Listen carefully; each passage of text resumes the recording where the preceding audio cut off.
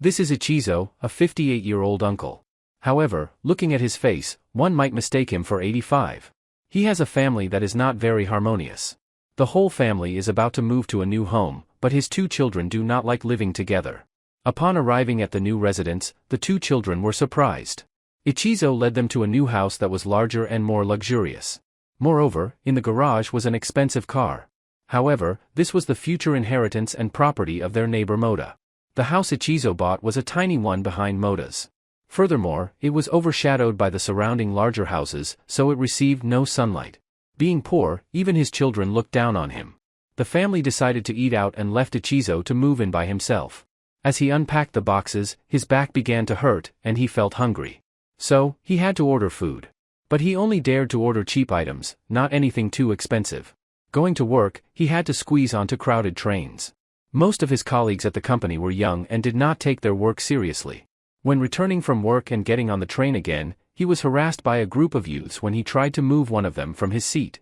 They did not want to be accused of hitting an old man, so they ignored him and continued doing what they wanted. On the way home, he found an abandoned dog. He felt pity and decided to take it home. His wife asked him about plans for the dog's kennel. He intended to keep it in the house. However, his daughter complained about the smell, so he had to keep it in a separate room. He brought it to his room and named the dog Hanako. The next day, Ichizo went to the hospital for a checkup. The doctor was shocked to hear that Ichizo was only 58 years old. The shock was greater when Ichizo was diagnosed with stomach cancer. At school, his daughter heard about the wealthy background of the neighbor Moda's family. His son was bullied at school and was so angry with Ichizo that he refused to answer his phone calls. But at this point, Ichizo could only pretend to love life because he had only 3 months left to live. He could not hold back his tears and returned home. When he got home, his daughter brought a friend over and called him grandfather instead of father. When he met his wife, she informed him that the dog had made a mess in the house. Since he had not trained it properly, she let the dog out on the street. Ichizo had no opportunity to share his pressures or illness with anyone. He could only walk the dog alone, feeling lonely. He wondered if he spoke out, would they cry for him? He then released the dog's leash and ran away. When he ran up the hill, both the owner and the dog sat hugging each other, crying. However, a young man appeared before them. Suddenly, a flying saucer appeared and hit them both. A voice announced that they had just killed 2 beings and needed to recreate them quickly so their existence would not be discovered. And the next morning, Ichizo found himself waking up on the hill where he had slept the night before. After that, he returned home with his dog and had breakfast. However, he felt something unusual about his body. Once he finished eating, his mouth felt strange, so he drank water continuously. He noticed his back pain was gone. While walking on the street, he bumped into someone and dropped his glasses. He realized the lenses were missing, but he could still see. He went for a checkup, and the doctor was quite shocked. The X-ray showed his body was just a blank white. Panicked, he returned home. He found his phone to be quite strange, so he smashed it. Suddenly, his hand started smoking. In a panic, he screamed. His wife thought something was wrong and called him. He said it was nothing. As soon as the smoke cleared, he let the dog lick his hand. Suddenly, his hand burst open, revealing that it was mechanical. He suddenly shot all of his breakfast onto the wall. He began to doubt himself. He explored his body and accidentally pressed a button, causing his head to burst open. He couldn't understand why he had become like this. He then returned to the place he was last night and wondered what had happened to him. Despite feeling very sad and wanting to cry, no tears came. He then remembered that yesterday, a young man stood there with him. He thought if he could find that young man, he might learn something more. Using his keen hearing, he listened to the surroundings. He learned that a gang was targeting a homeless uncle, intending to harass and torment him. That uncle had just found a new purpose in life and decided to strive for his ex-wife. But the gang came and lit fireworks, aiming at the homeless uncle. Ichizo wanted to intervene but thought he shouldn't bring trouble upon himself. However, after a few steps, Ichizo reconsidered. At this moment, the homeless uncle was being attacked by fire everywhere, and he had intended to give up. However, Ichizo stepped forward to shield him. He provoked the hot-headed gang members, and they decided to attack Ichizo. Armed with clubs, they began beating him until he lost consciousness. Just as they were about to finish off the homeless uncle, suddenly behind Ichizo's head, a camera appeared. It scanned the area, identifying dangerous targets, and then unleashed a barrage of deadly light beams. However, the machine aimed only at the vicinity around the gang members, threatening them without intending to harm them physically. As soon as the light beam ceased, the gang members fled. But the camera had captured images of their mistreatment of the homeless uncle and broadcasted it on television. Everyone in the city witnessed their vile actions. Furthermore, the names of each perpetrator were also revealed, leaving them feeling cornered. As for the homeless uncle, seeing Ichizo still unharmed, he tearfully thanked him for saving his life. Ichizo, now able to kneel down and cry, realized that he still possessed a human heart and hidden emotions. He truly could cry and feel. Now, let's explore the second important character in the film. This is Hayo. One day at school, Hayo's friend introduced him to a fairly attractive girl in their class, but Hayo wasn't particularly interested in her. Suddenly, Hayo noticed that another friend, Ando, hadn't been attending school since the incident when he was beaten up. That evening, Hayo visited Ando. In Ando's room, Hayo pulled out a book to read and asked Ando for some comments. However, Ando remained silent. Hayo then informed Ando that the gang members who had attacked him were recently featured on television for their foolish behavior. Additionally, there had been a series of murders, resulting in 8 deaths. Hayo suspected that Ando might be involved because he had been absent from school during this time. Hayo asked Ando if he was connected to these events and what had happened to him. But Ando seemed utterly clueless. Hayo playfully claimed that it was all a joke, urging Ando to sit up and share the intriguing story Hayo had in store for him. He then opened up like Ichizo. Ando was extremely shocked and thought it was some kind of trick. But Hayo wanted Ando to follow him outside, and he would show Ando even better tricks. Once outside, Hayo pointed at the crows on the power lines. With a gesture, the crows suddenly flew away. Then, with another gesture, one crow dropped dead. The two then set off for the train station because there were even better things to do. They arrived at the station and went to a nearby game store. Hayo showed Ando how he could turn the game screen into a movie projector. The store manager had no way to fix this. But that wasn't all. Hayo then pulled Ando outside and began to show him how he could control and manipulate traffic. Wherever he pointed, accidents happened. Ando no longer saw this as magic. He didn't find it cool anymore because it was too dangerous.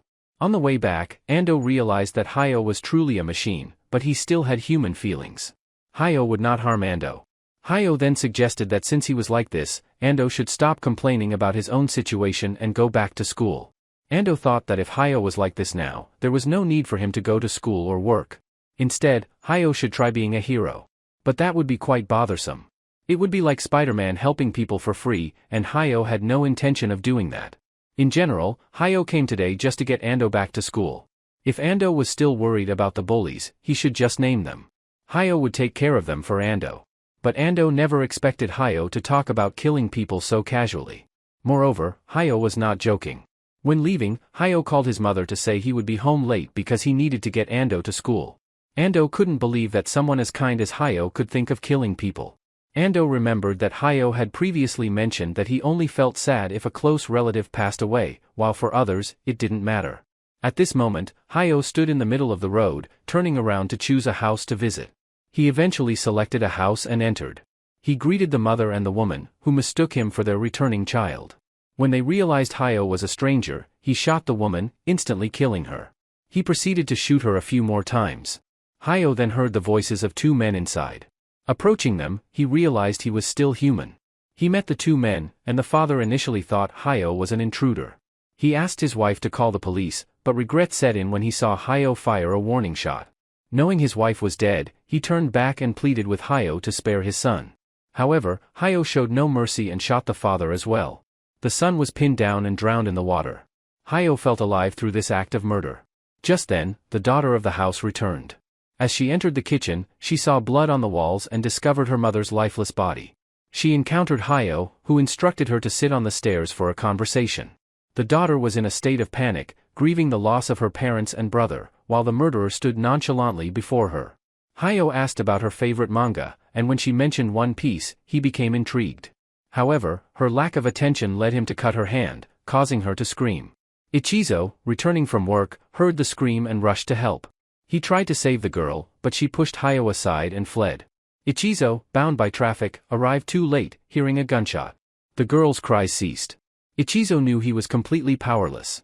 When he went to that girl's house, he felt even more helpless as no one was alive anymore. From the daughter to the mother and both father and son, he wondered who could have done this? But Hayo appeared behind him, puzzled to see someone still alive. Before Ichizo could comprehend anything, Hayo shot him, rendering him unconscious, and left. However, as soon as Hayo stepped out of the house, Ichizo followed him. Hayo was surprised that he was still alive and asked what he was. As Ichizo was about to approach, Hayo reflexively flew away in defense. Ichizo realized that Hayo was like him, but why could he do such a thing? Ichizo then returned home, still feeling guilty for not being able to save that family. The TV soon reported the incident, increasing his guilt. Ichizo wondered if he could use his power to stop that boy. The next morning, Hayo visited Ando's house again because he had not gone to school, while Ichizo at work continuously used his super hearing to listen for anyone in distress. At that moment, Ando was reading a book when he got a paper cut. Hayo took his finger and miraculously healed it. Hayo was confident that he might even cure cancer, but unfortunately, he couldn't heal Ando's emotional wounds to make him go to school. That evening, as Ichizo returned from work and reached the bus station, he noticed some thugs cutting in line and being criticized by others. They took the critic away to teach him a lesson. Ichizo followed and saw them taking the man to a secluded place to practice some fighting. The poor man pleaded for mercy, but it was too late. But Ichizo arrived and challenged them to fight him instead. They were skilled in martial arts, while Ichizo simply flailed his arms and legs. However, with the strength of a machine, a single hit from him was enough to knock them down or throw them away. Each thug was floored with a punch, and the man was very grateful to Ichizo, who felt proud of himself. Later, he heard about a fire, but the location was too far to reach on foot in time. Then he remembered Hayo could fly, so he went to a playground, took off his shirt to reveal his back, and tried to fly. But he didn't know how. So, he sang a song to imagine flying, and the engine on his back actually opened up. Afterward, he continued to sing to try flying again. However, due to his history of vertigo, Ichizo immediately fell as soon as he took off. He tried again, sang further, and once more, Ichizo took flight into the sky. He then flew at an extremely high speed, though it was still somewhat difficult to control. At least he managed to land precisely at the site of the fire. He went inside and found the father of the two children outside lying there, so he carried him out. When he learned that the grandmother was also inside, Ichizo went back in and quickly brought her out as well. The victim's family thanked him. He only asked them not to tell the police. Feeling very moved by saving people again, he burst into tears. The next morning, Hayo came to call Ando to go to school, reassuring him that he would protect Ando. The two then went to school together. But as soon as they arrived and sat down at their desks, Ando was approached by a gang. They came to cause trouble with Ando and told him to follow them for a while. No one in the class dared to protect Ando except for Hayo. He grabbed the leader's hand and demanded an apology for Ando. At first, the leader was defiant, but when Hayo squeezed his hand tightly, he began to hurt and knelt down to apologize. Hayo made him say whatever he wanted, and the rest, not yet afraid, were still defiant and challenged the two to meet on the rooftop at the end of the session. At the end of the session, Ando wondered if the gang was waiting for them on the rooftop, so Hayo suggested they go up and check. When they got there, the bullies had indeed left. Hayo saw them outside, flirting with some girls. He handed Ando binoculars to look, and then with 4 shots, as soon as Ando located them, the 4 unruly ones really cracked their heads. Hayo assured Ando not to worry because he shot without bullets, so the police would not be able to investigate.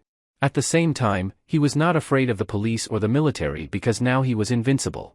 He could see up to 10 kilometers away and snipe from a similar distance.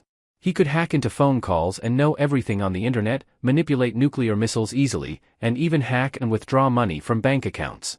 When Ando returned, he believed that he couldn't be friends with a murderer anymore.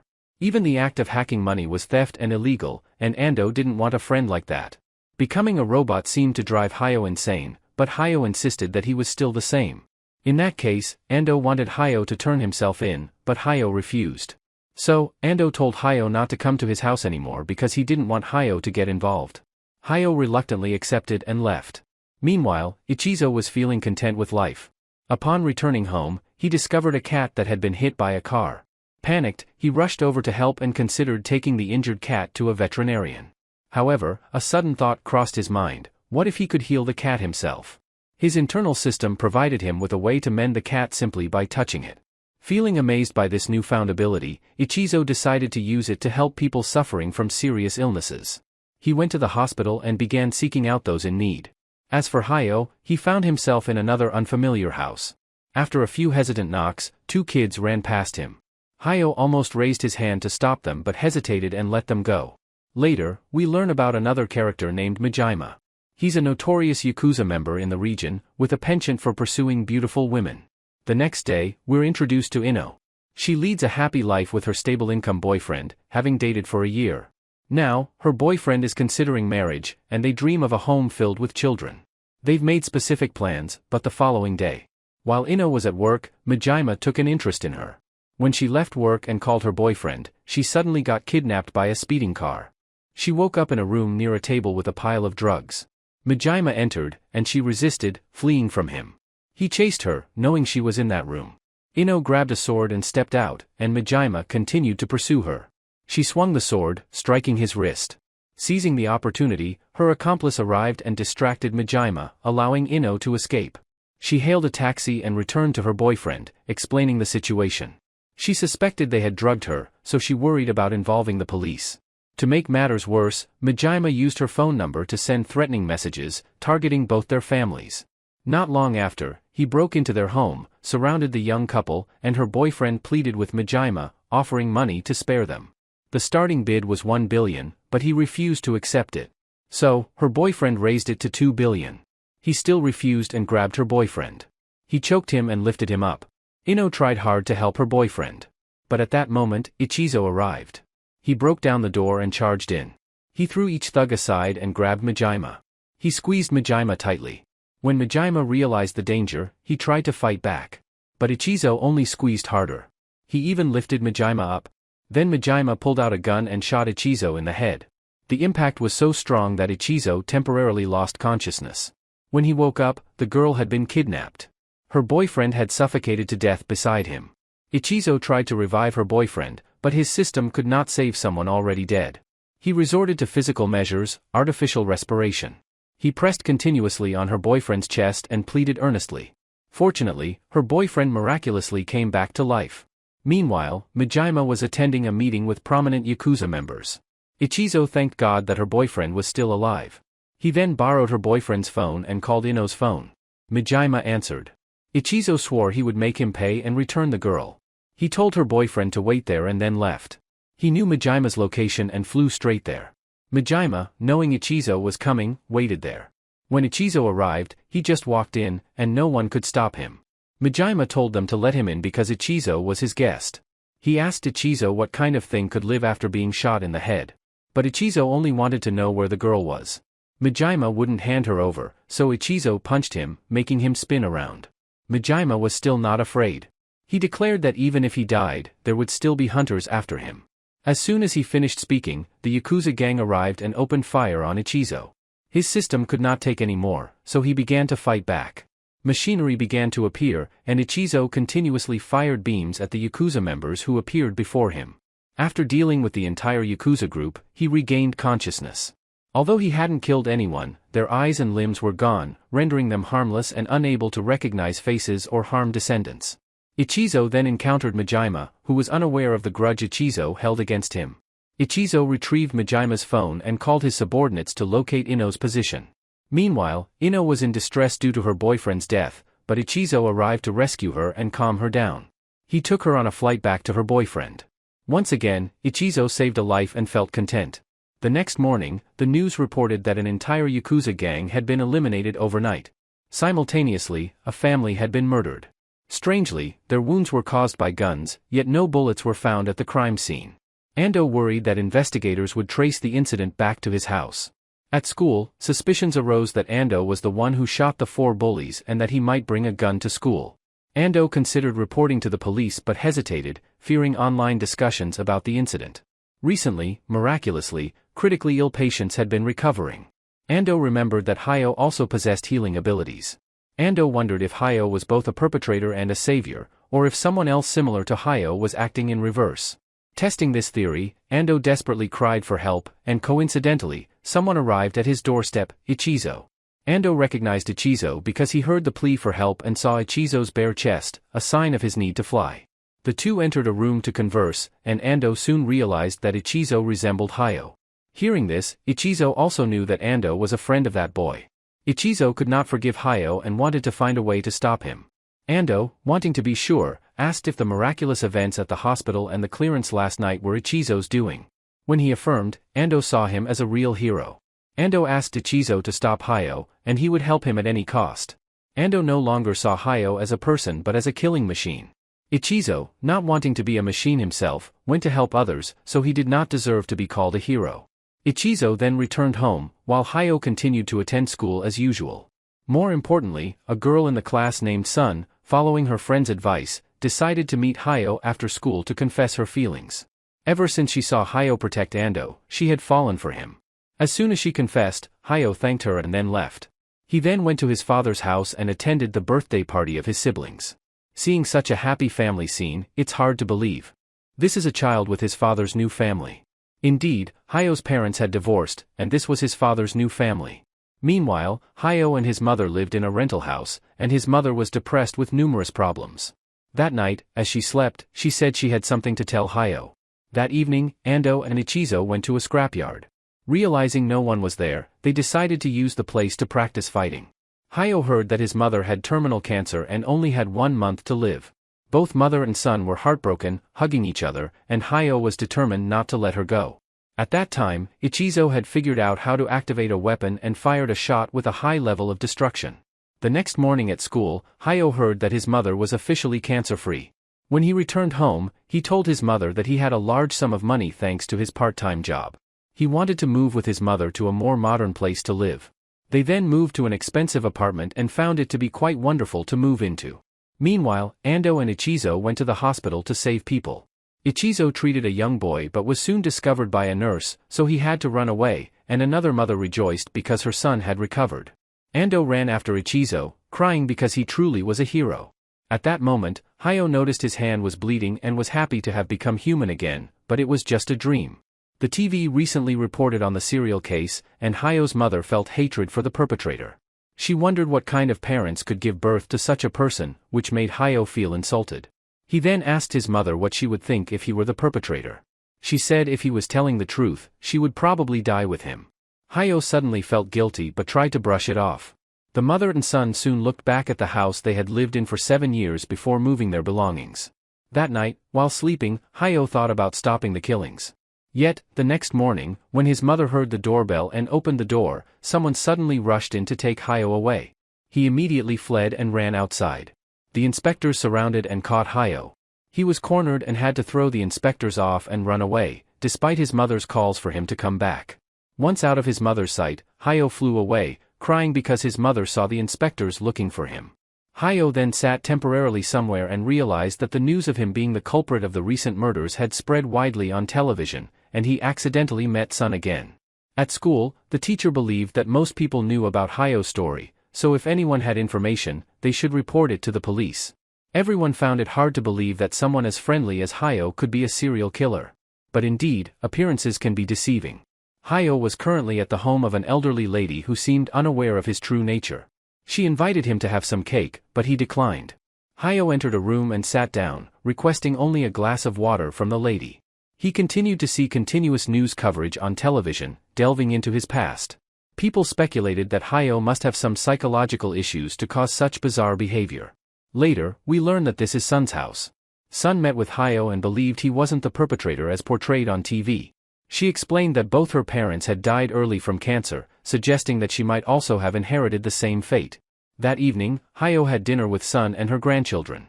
Despite contemplating harming them, he refrained from doing so. In the following days, Hayo stayed at Sun's house. Meanwhile, Ando had taught Ichizo how to connect a phone directly to his mind, similar to what Hayo had done for Ando earlier. The connection was successful, allowing Ichizo to make long-distance calls to Ando. They decided to test the limits of this telepathic connection. Ichizo flew as high as possible, still able to hear Ando's voice. He even reached outer space and accidentally collided with a satellite, yet the call remained intact. To avoid attracting too much attention from satellites and astronauts, Ando instructed Ichizo to return quickly. Meanwhile, Hayo was in tears after seeing his mother apologize on TV and receiving online abuse. Ando worried that Hayo might seek out and retaliate against those negative commenters. Ichizo's family had no idea where he was or what he was doing. Meanwhile, Hayo was having dinner when he received news that his mother had left home suddenly. Later that night, while watching TV to help him sleep, Hayo learned that his mother had passed away. The reason was evident: grief had driven him to take flight in the dead of night. The next morning, the press swarmed Hayo's father's house. He arrived and cleared out the media. His father begged for mercy, but he had no intention of harming him from the start. Hayo then aimlessly wandered and kept reading online insults from Jong Siu Man. He entered an alley and started filtering out malicious comments. He noticed someone claiming they had directed the press to Hayo's house. This person also made many uneducated remarks about him. He responded with a comment, but the person brazenly challenged Hayo again. So, he hacked into the person's phone screen to officially threaten him. He hacked directly into the computer screen for a clearer view. The person mocked, thinking Hayo couldn't touch him.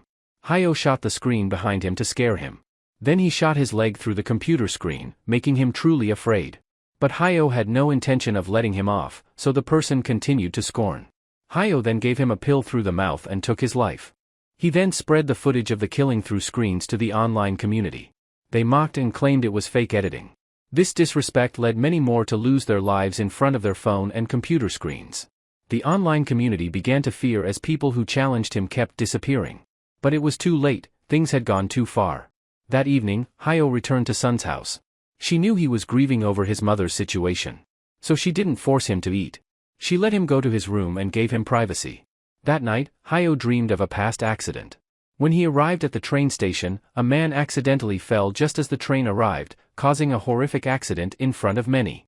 Hayo went to the front of the train and saw the man's body and woke up. The next morning, Sun went to school and stopped by to visit Hayo. He remained silent and wouldn't respond to her. At school, she heard rumors about Hayo killing 50 people online in a mysterious way. That night, she returned to her room to find Hayo. She still believed he was innocent and hoped the police would catch the real culprit soon. So, Hayo stood up and told her directly that he was the real culprit. He used to enter a random house every week to kill entire families. Once, he witnessed a person's death at an electric train station, and while everyone else was terrified, he saw a bright light emanating from that death. From then on, he wanted to see more light by taking lives. The more he killed, the more he felt truly alive. Hayo revealed that he was no longer human. He took out a knife, and Sun felt fear, but Hayo only stabbed his own hand to demonstrate that he was no longer vulnerable like a human. Hayo now exists as a machine. He opened his back to show Sun, who dismissed it as some kind of magic trick. Hayo then pulled her outside and lifted her into the air. As they flew, Sun cried, fearing that Hayo would abandon her and her grandmother. After contemplating, Hayo expressed his desire to stay in her house forever. However, Sun still believed he had committed crimes and should turn himself in. Hayo didn't understand her intentions. He considered a way to redeem himself by saving lives equal to the number he had taken. They landed, holding hands. Sun acknowledged Hayo's humanity because his touch was warm. Next, they witnessed a terminally ill woman. The film portrayed the process of despair and life weariness effectively. Sun had contemplated jumping onto the train tracks, but while crying in the park, she stumbled upon a message about someone curing incurable diseases. Contact if needed. Taking a chance, Sun realized Hayo was the one who sent that message. They met, and a brief touch was all it took. The girl was fully revived the next day, having regained her life. Thus, Hayo went on to save more people, and in just one day, he had rescued over 50 individuals. Praise in the comments increased as Hayo, having saved people in the city, contemplated rescuing others in different provinces. While Hayo was out saving people, Sun at school began to notice that there was less gossip about Hayo. This was because he had stopped killing for 2 months, and since the police had not caught him, people thought Hayo might be dead or had fled far away. Every evening, Hayo would take Sub for a flight, and gradually, she became accustomed to and enjoyed it. With this, Hayo and Sun thought that they could start over and live together. A peaceful and happy life. However, the tree wants quiet, but the wind does not stop. That night, when everyone had gone to sleep, the special forces found their way here and pointed guns at the house. At midnight, when Sun went to get a drink of water, the special forces suddenly stormed into the house. She warned Hayo to run, but as soon as he heard her, the police burst in and opened fire on him. He struggled in vain, and when he saw both his grandmother and Sun shot, he fought back and took both of them away. He stopped at a secluded place, tried to heal the two, apologized, and then left. The next morning, news broke of an asteroid hurtling towards Earth, with a diameter 5 times larger than the asteroid that wiped out the dinosaurs. The president was still looking for strategies to salvage the situation and would announce them later, thanks to this asteroid incident.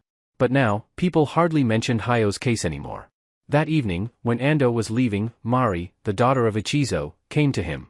She asked about Ando's father because he was a famous manga artist. Ando also wanted to follow in his father's footsteps, but Mari seemed to openly despise him. She believed that since his family already had a mountain of money, there was no need for him to try anymore.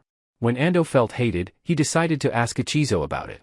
Ichizo realized that his daughter was probably just jealous of Ando's father. He remembered the times when Mari was young and would always follow him around. Meanwhile, Mari was trying to become a manga artist. She was determined to surpass Ando and his father. Later, Ando helped Ichizo learn how to control cars because Hayo had previously been able to control a dozen at once. The next morning, as Mari was leaving, she accidentally saw Ando and Ichizo together. She secretly followed them, imagining various scenarios. She worried that her father might think Ando liked her or that Ando could be her father's illegitimate child. She followed them to the hospital and witnessed Ichizo saving someone. From then on, she suspected that the continuous miracles were Ichizo's doing. She kept following him and then discovered Ichizo soaring into the sky.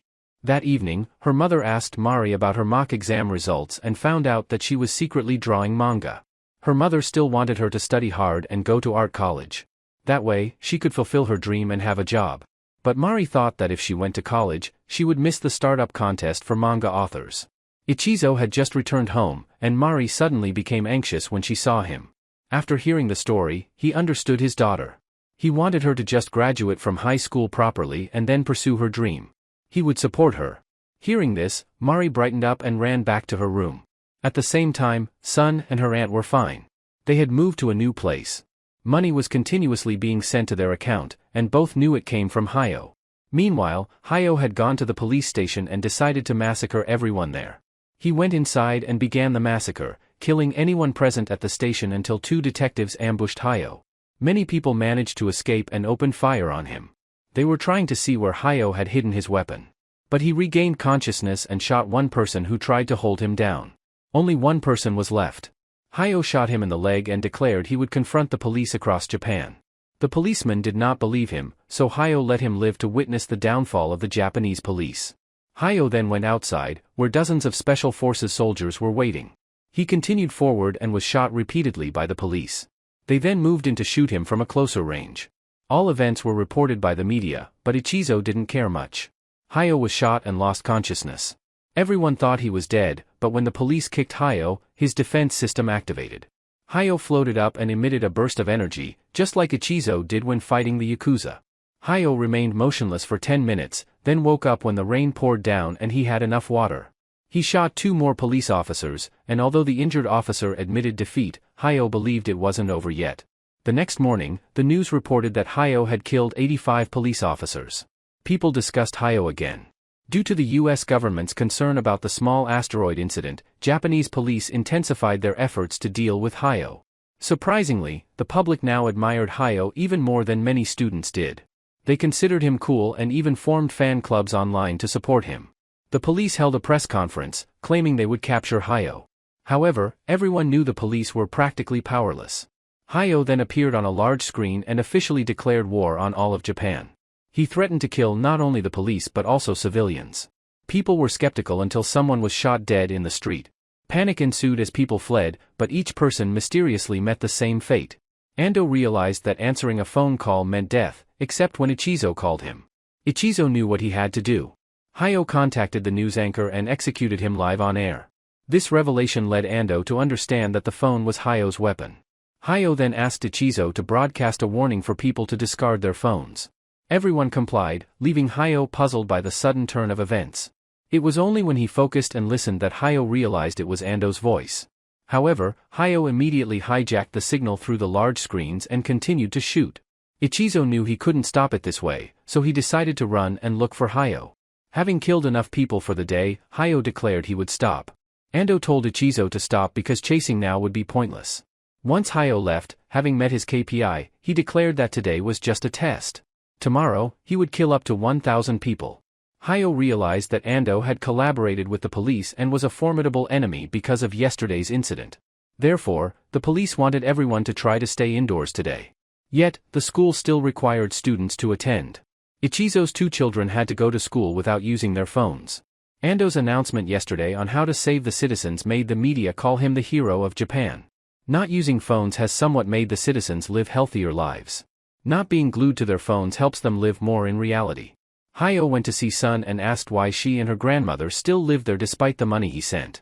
She sincerely wished Hayo would stop killing, but he believed as long as he lived, he would be pursued.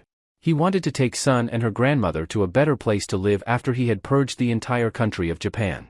But she let go and did not want Hayo to continue making mistakes. At this moment, Mari and her friend left and decided to go somewhere. She still carried her phone and was not afraid of Hayo. Today, fewer people were on the streets. Meanwhile, Ichizo at the company called Ando to inquire about the situation. Although there was no movement yet, Ando knew Hayo would definitely make a move today. Mari and her friend had now arrived at the large twin towers and decided to go up to the observation deck to enjoy the view. Meanwhile, Hayo was persistently following Sun, wanting her to come with him. At the airport, a woman still didn't know what was happening, yet she kept holding her phone on the plane. The plane had just taken off when the man's son sitting next to him started crying continuously. So, she used her phone to play children's music for the baby, even though the flight attendant had asked her to put the phone away. Meanwhile, Mari wanted to stay with her friend at the observation tower until evening to enjoy the night view. Despite the ongoing warnings in the media for people to limit phone usage, Hayo hadn't acted yet. On online forums, everyone speculated that Hayo was involved in the mass killings happening that day, and Hayo had read those discussions. Immediately afterward, Hayo raised his hand, and after a while, Ando noticed a plane diving straight into the city, causing a massive shockwave. Ichizo, at that moment, heard desperate cries for help continuously. Outside, dozens of planes were already crashing down onto the city. Hayo's earlier claim that he would kill thousands of people in a day didn't seem far-fetched anymore. Ando, crying, called Ichizo because he didn't know how much crazier Hayo could become. Ichizo took off and witnessed the scene across the entire city. He blamed himself for not stopping Hayo, but Ando warned that Phase 2 was approaching, urging Ichizo to focus on saving lives. Ichizo then flew up to catch the plane where the girl had been sitting. Ando encouraged Ichizo to control the plane as they had practiced before, but now Ichizo couldn't concentrate. Despite the frustration, Ichizo managed to safely land the plane. Meanwhile, Hayo was furious, not knowing who was disrupting his plans. Ichizo succeeded in helping several planes land safely on the beach, where passengers celebrated their survival. Only then did Ichizo crawl out from under the wreckage. Not long after, Mari's daughter called Ichizo for help. She was at the observation tower, which was now on fire, and men were trying to break the glass doors to escape the smoke. Ichizo asked where she was, and she replied that she was in the observation tower, but the elevator was broken due to a plane crash. As he was about to leave, Hayo approached him. He asked the man who he was to obstruct him. Just as Hayo fired a shot, he realized that Ichizo was similar to him. Ichizo revealed that he too was with him at the park that evening and only felt alive when saving people. Hayo realized that he was playing the villain, while Ichizo was the hero. Ichizo pleaded with Hayo to let him go because he wanted to save his daughter, but Hayo refused. He could not accept being the villain, so he attacked Ichizo. He overpowered Ichizo and fired continuously, but Ichizo had learned that move and fired back. Ichizo then took the chance to fly away, and Hayo followed. The two chased each other in the sky. Ichizo tried to escape, while Hayo shot beams of light after him. Mari called, and the situation was not looking good, making Ichizo more anxious. Hayo kept maneuvering his vehicle to block him, but Ichizo caught up and brought it back on course. The two chased each other across the highway, and Mari could no longer hold on. She uttered her last words to Ichizo and asked him to pass a message to her mother. After many years, he heard his daughter say she loved him, but it was not a moment for joy. Ichizo was determined to save his daughter at all costs, so he turned back to face Hayo. But Hayo unleashed a barrage of light beams at him. Ichizo took the full brunt but still charged forward and grabbed Hayo with his body ablaze. He headbutted once and then launched a series of light beams in retaliation. Hayo collapsed and was controlled by the system, which fired hundreds of light beams at Ichizo. He tried to run but couldn't escape them all and also collapsed, controlled by the system. The two systems confronted each other and then attacked each other with beams of light. Ando tried to tell Ichizo to fly higher, but both were now fighting on the system's instinct. They circled around a building, and then Ichizo had to fly higher, but a satellite pulled down by Hayo forced him to shoot it down. Hayo tried to find Ichizo in the rubble, but Ichizo had hidden behind a piece of debris and circled behind him. He caught Hayo and then removed half of his head and both of Hayo's arms. Immediately after, Ichizo's system also stopped, causing him to fall straight down. At that moment, Sun remembered that Hayo had announced he would come to take her and her grandmother to live somewhere else the next day. He also promised to soon cure Sun's illness. But now, she feared Hayo would no longer have the chance to fulfill that promise. Ichizo fell into a river, while Hayo fell into an alley. Ichizo quickly regained consciousness thanks to the water and flew straight to the observatory to find his daughter. He searched everywhere and found Mari had died of suffocation. He tried to use his powers to save Mari, but it seemed hopeless. Memories of his daughter flooded his mind. Ichizo could only cry and tried to force her heart to beat again, as he had saved others before. While trying, he prayed to God, but it seemed God did not answer his prayers. He was about to give up and just helped his daughter close her eyes.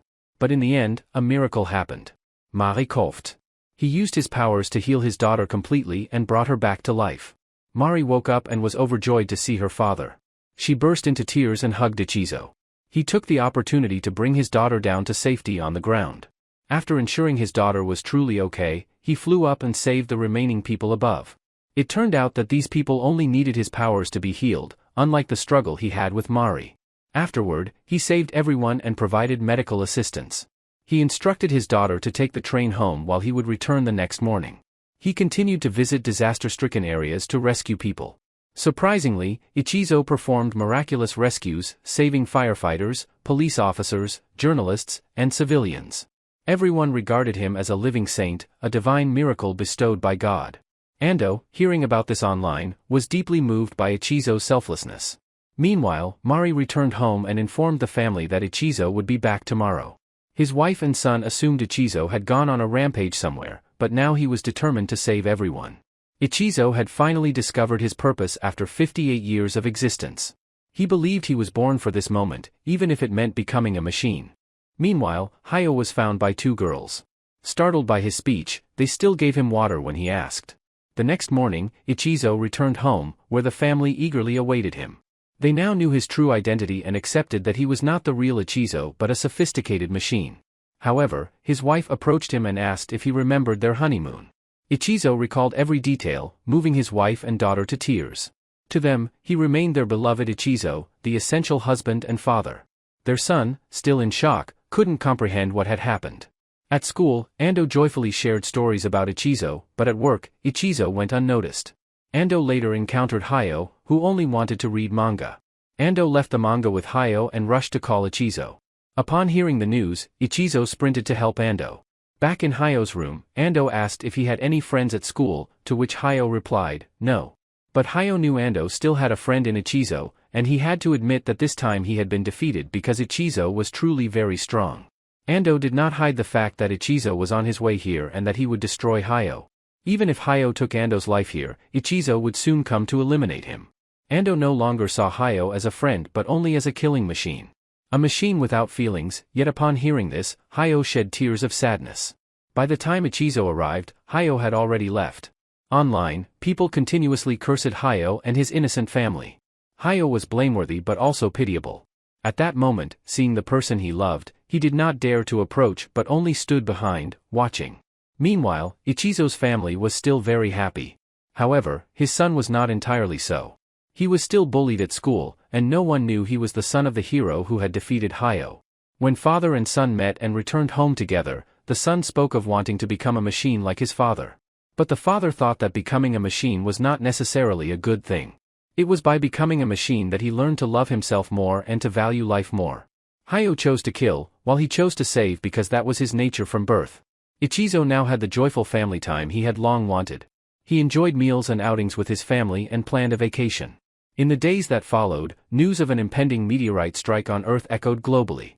The government was helpless, and now only a miracle could save the Earth. So everyone began to live their lives to the fullest with the time they had left. The president then declared something vague to the public on live television. I know I'm being blunt, but that's roughly what he said. People started undressing and running inside the train. Some stood up, spouting nonsensical religious beliefs. Ichizo's family had given up hope and wanted to die together. In the days that followed, humans lived with their own faith, giving their all. Meanwhile, Ichizo and Ando were surprised by how things turned out.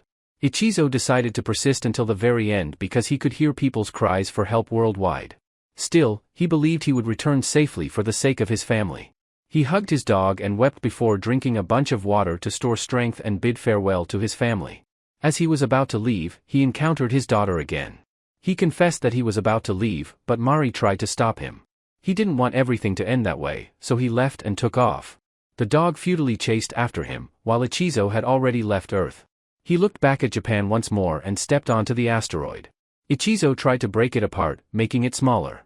He even fired a barrage of destructive shots into its core, but nothing changed. Suddenly, Ando called him, wanting Ichizo to stop and return to his family. Ichizo refused, and then Hayo appeared. Hayo also intended to destroy the asteroid because he had loved ones he wanted to protect.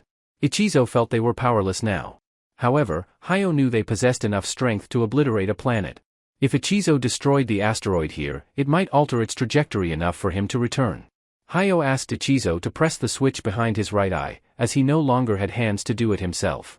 Ando called Ichizo and learned from him that Hayo was present and planning to sacrifice himself to prevent Ando's death. Ando burst into tears, realizing he had been partly wrong in his harsh words to Hayo.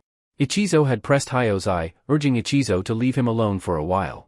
Soon after, Hayo emitted a bright light into the sky. Sun also wept upon hearing what had happened. Ichizo noticed that the asteroid was still there, its orbit unchanged.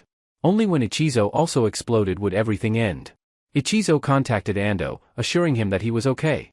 Hayo had sacrificed himself, and Ichizo lied about Hayo truly altering the asteroid's trajectory to save Earth. Ando promised to visit Ichizo tomorrow, and they made plans to meet again. However, right after that, Ichizo pressed his own eye. He reminisced about the final memories with his family before detonating. As the second light flared up, Ando and Ichizo's family all cried, knowing that their uncle, father, and husband had also departed. Yet those who remained had to continue living to honor the sacrifice of those who had left. Ichizo's son now bravely fought back against the bullies. Meanwhile, Mari visited a manga store, and both Ando and she saw that Mari had officially won a prize. Excitedly, Mari ran home to tell her mother, and the film concluded.